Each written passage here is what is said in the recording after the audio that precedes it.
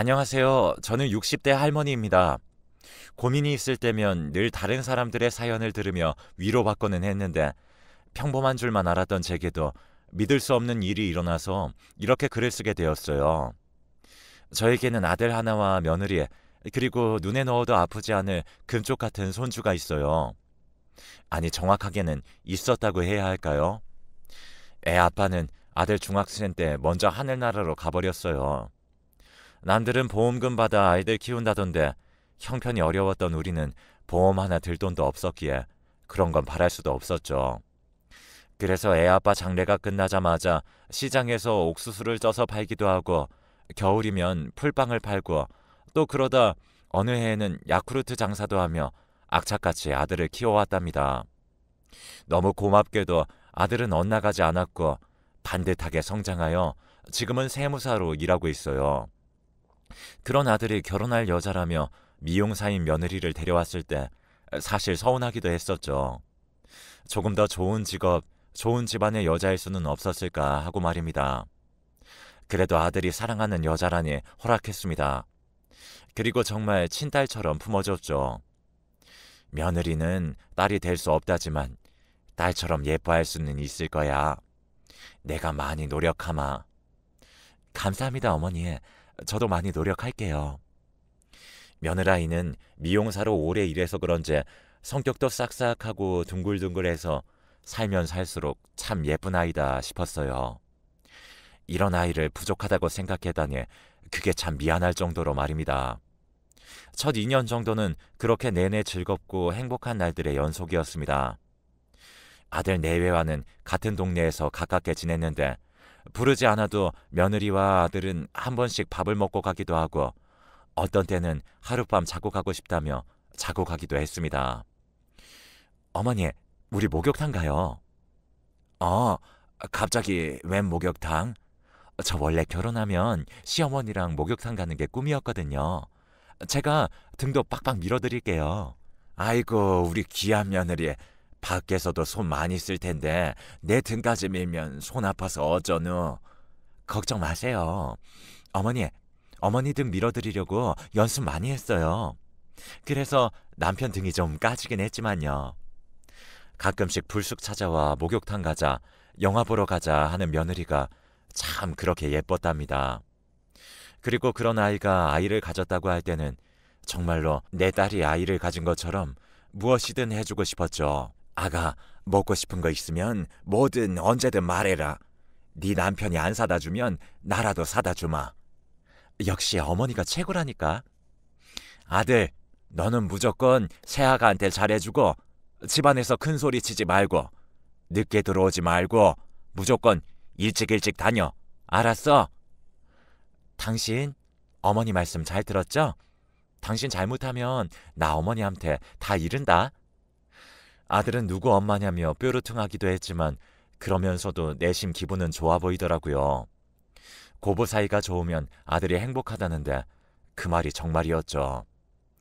그렇게 10달이 지나 금쪽 같은 첫째 손주가 태어났고 제 아들 어린 시절을 쏙 빼닮은 그 작은 아이 얼굴을 보자마자 주책맞게도 눈물이 흘러나왔어요. 그런 저를 보며 며느라이도 울더군요. 그렇게 우리는 부둥켜 안고 한참을 울었습니다. 첫째 손주가 태어난 뒤에 며느리와 저의 사이는 더욱 가까워졌어요. 남의 손에 아이 맡기는 게 불안했던 저는 육아를 자처했고 며느리가 미용실로 출근할 때면 손주를 도맡았습니다. 늙어서 어린아이를 다시 안고 업고 달래가며 키우려니 힘은 들었지만 마음만은 뿌듯했죠.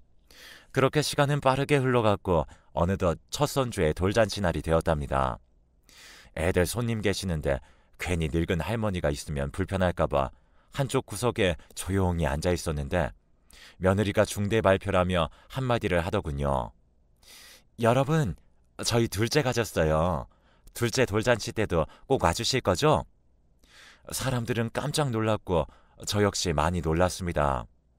이제 첫째 돌잔치를 하고 있는데 둘째를 임신했다니 무엇보다 며느라이의 몸이 상하지 않을까 그게 걱정이었어요. 출산 후 몸조리도 오래 못하고 바로 미용실로 나가 일하는 모습을 보며 내내 마음에 걸렸었는데 이번에는 몸조리라도 확실히 시켜야겠다 마음먹었죠. 며느리의 배가 점점 불러오는 걸 보며 이대로는 안 되겠다 싶어 아이들을 집으로 불렀어요.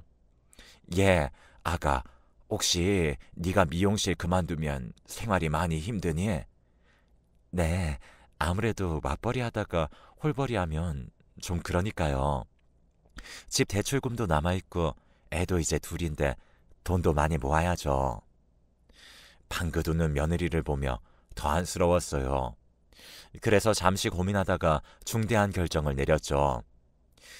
그 대출금 내가 갚아주마. 배불러서까지 힘들게 일하지 말고 미용실 그만두거라. 애 낳고 나중에 좀 크고 나서 일하고 싶으면 그때 다시 일해도 되지 않니?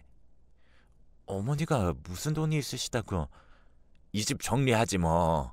어차피 나 혼자 살기에는 너무 큰 집이긴 했어. 요 옆 동네에 작은 평수 월세 하나 나왔던데 그리로 옮기면 된다. 며느리는 눈물이 그렁그렁해져서는 제게 안기더군요. 연신 감사하다는 며느리의 머리를 쓰다듬으며 왜 진작 이렇게 해주지 못했을까 싶었죠. 나라에서 나오는 연금으로 월세를 내고 생활까지 하기는 조금 벅찼지만 그래도 저는 괜찮았어요. 아이들만 행복하다면 더한 것도 할 수 있는 것이 부모의 마음이니까요.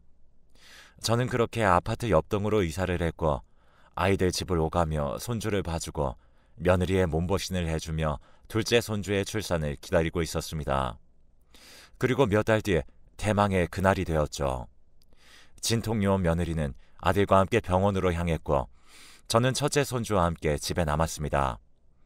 1분이 1시간처럼 느껴진다는 게 무슨 느낌인지 그때 알겠더군요. 몇 시간이나 지나서야 아들에게서 연락이 왔습니다. 엄마, 둘째 나왔어요.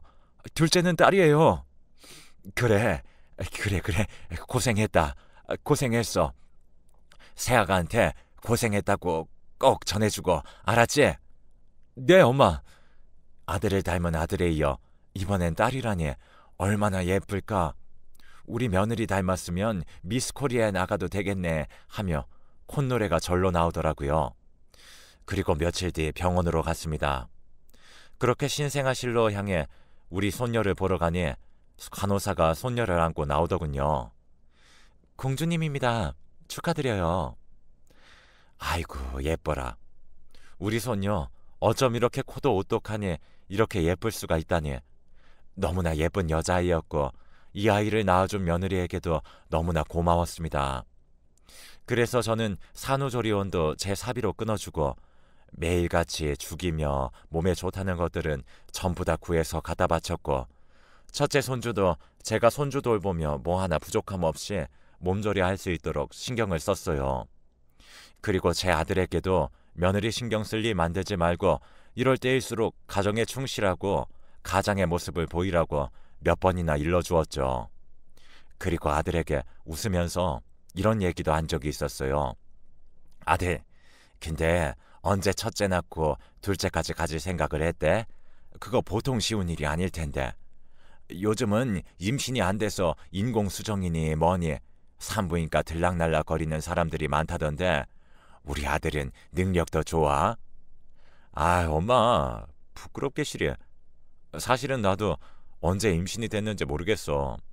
아무리 생각해도 기억이 안 나. 혹시 내가 술 먹고 그랬나 싶기도 하고. 하지만 그게 뭐가 그렇게 중요하겠어. 우리에게 소중한 생명이 왔다는 게 중요한 거지. 그래서 앞으로는 더 열심히 살 거야. 엄마 말대로 가정에 충실하며 든든한 가장이 돼야지. 지켜봐, 엄마. 아들은 그렇게 말하며 본인도 언제 둘째가 생긴지 모르지만 새 생명이 와준 것은 축복이라고 했습니다. 저도 그때는 그런 아들의 모습을 보며 어미로서 너무 대견스러웠고 앞으로 우리 아들의 가정에 행복과 축복만이 있을 줄만 알았습니다. 하지만 얼마 후 둘째 정체가 밝혀진 순간부터 비극이 오고야 말았죠. 며느리와 손녀가 태어난 뒤 더 성심성의껏 보살폈어요. 첫째 때 못해준 산후조리도 더 열심히 해줬고 둘째 손녀도 자꾸 볼수록 예뻤고요. 한 번이라도 더 안아주게 되더라고요. 그런 저를 보며 며느리는 친엄마도 이렇게는 못해줄 거라며 눈물을 흘리곤 했어요. 시엄마라 불편하면 어쩌나 걱정했는데 편하게 생각해주니 참 다행이다 싶었답니다. 그런데 시간이 갈수록 조금 이상한 모습들이 제 눈에 띄기 시작했어요. 며느리가 자꾸 둘째만 유독 챙기는 것 같은 거예요.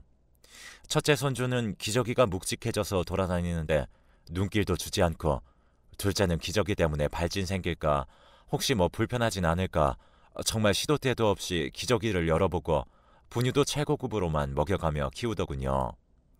딸이라서 그런가 보다 싶으면서도 아들을 쏙 빼닮은 첫째 손주를 차별하는 것 같아 내심 서운하기도 했지만, 그래도 애가 얼마나 이쁘면 저럴까 하고 이해하고 넘어가기로 했어요. 그런데 날이 갈수록 며느리의 편애는 점점 더 심해져 갔습니다. 아들이라는 이유로 첫째는 방치해놓고 둘째 손녀만 금이야 오기야 하더군요. 놀이터에 애들을 데리고 가도 첫째는 넘어지든 말든 신경도 안 쓰는데, 둘째는 넘어질까봐 쫓아다니면서 잡아주고 넘어지면 바로 일으켜 세워 안아주더군요. 그런 모습을 보며 저는 첫째 손주가 왠지 안쓰러워 더 챙겨주곤 했는데, 그러다 보니 자연스레 첫째는 저에게, 둘째는 며느리에게 정을 붙이며 편을 가르듯 갈라졌습니다. 이건 아니다 싶어 하루는 며느리를 불러다 놓고 이야기했죠. 얘, 딸이라 더 예쁜 건 알겠는데 둘째만 너무 편애하는 거 아니니? 네?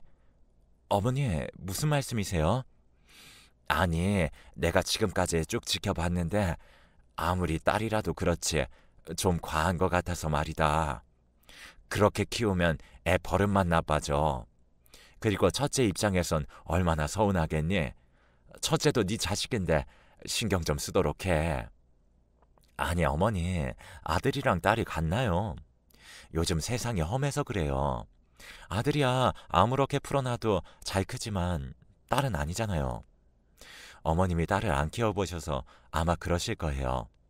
딸은 정말 내 분신 같고 더 끈끈하게 느껴지는 그런 게 있어요. 며느리 말에 더 이상 뭐라 답할 수가 없었어요. 딸을 안 키워봐서 모른다니 할 말이 없더군요.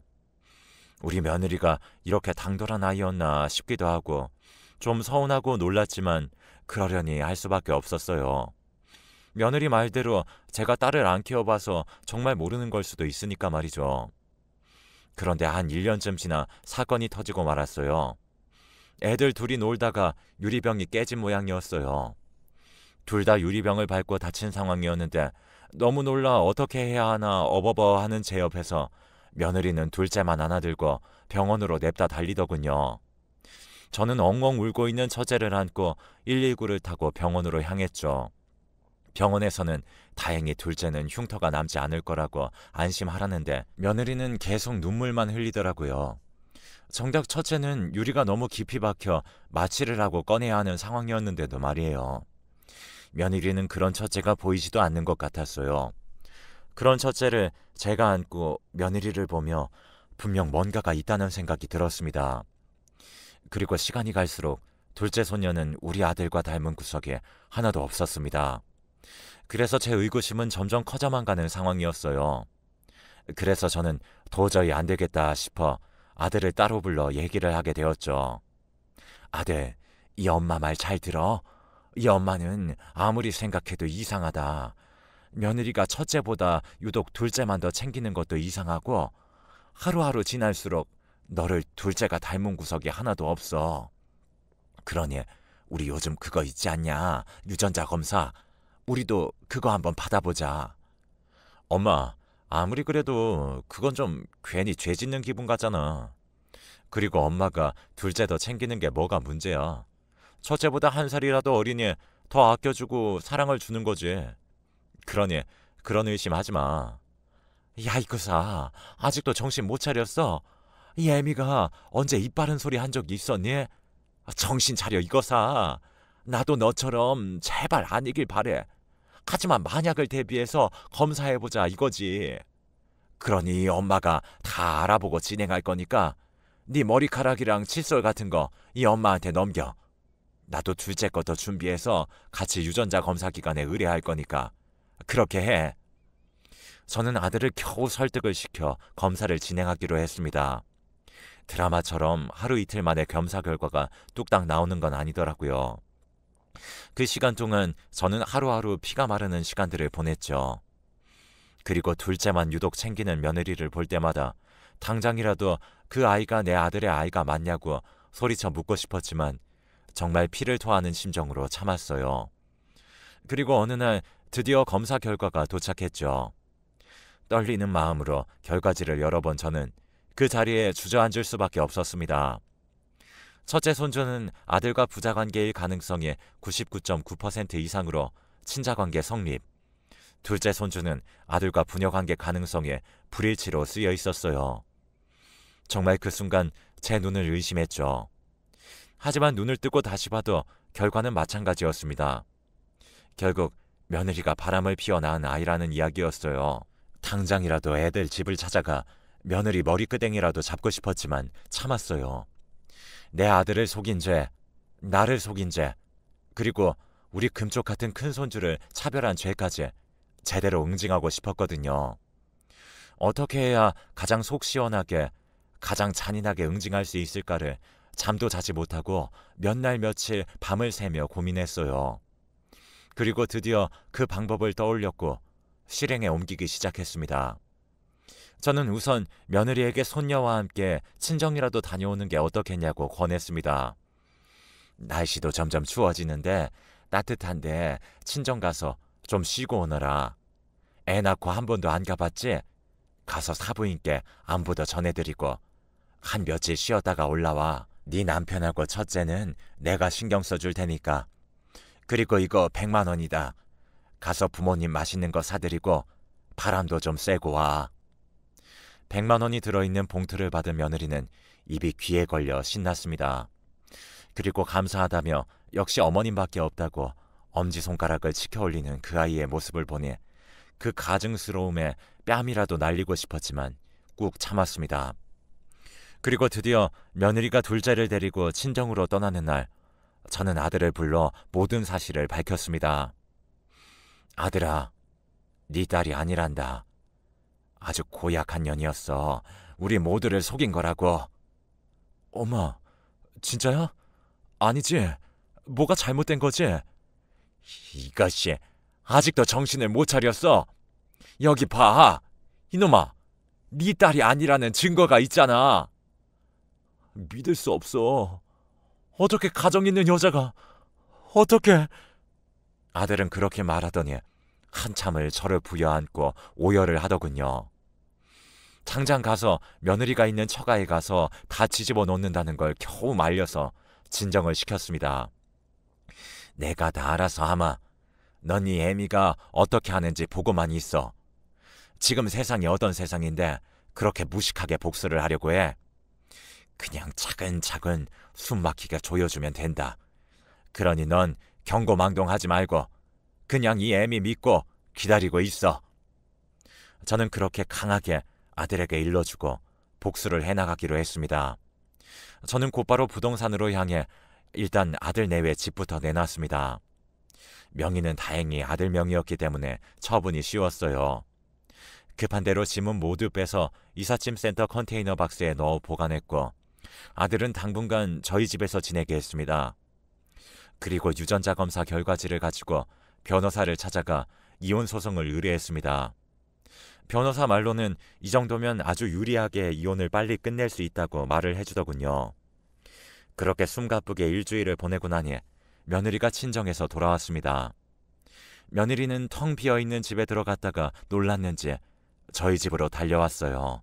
저와 아들이 며느리의 전화를 피했으니 저희 집까지 찾아온 거였죠. 인터폰으로 보이는 며느리 얼굴을 보니 정말 끔찍히도 보기 싫더군요. 어머니, 저희 집이 이상해요. 짐이 하나도 없어요. 어떻게 된 거예요? 그 사람 어디 갔어요? 그 사람은 누굴 말하는 거니? 내 아들을 말하는 거니? 아니면 네 애인을 말하는 거니? 그러자 며느리는 눈치는 빠른 건지 그때부터 흐느끼기 시작했어요. 평생 가는 비밀은 세상에 없다. 우리 속일 때는 들킬 것도 생각했어야지. 난 그래도 그동안 널 정말 딸처럼 생각했어. 늘 안쓰러웠고 그래서 무슨 잘못이든 품어주고 싶었지. 근데 이건 아니다. 내 아들을 기만하고 날 속인 죄는 용서할 수가 없어. 제게 어머님 잘못했다고 다 설명하겠다는 그 아이에게 더 이상 대꾸하지 않았습니다.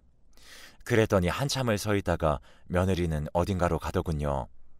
그리고 얼마 뒤에 아들이 조퇴를 했는지 집으로 왔어요. 며느리를 데리고 말이죠. 집에 들어오자마자 며느리는 무릎을 꿇고 납작 엎드렸습니다. 어머니, 정말 죄송해요. 일부러 그러려고 그런 게 아니에요. 너무 외로워서 정말 잠깐 만났는데 정말 실수였어요. 이 아이 싫다고 하시면 고아원에 데려다 줘도 상관없어요. 정말이에요. 제발 한 번만 용서해 주세요. 아들은 그게 말이 되냐고 큰소리쳤고 저는 그런 아들을 말리고 한마디 했어요. 정말 참을 수가 없더군요. 아내로서 자격만 없는 줄 알았더니 엄마로서의 자격도 미달이구나. 그래도 네 배 아파서 낳은 자식을 어쩜 그렇게 쉽게 버린다는 소리를 하니?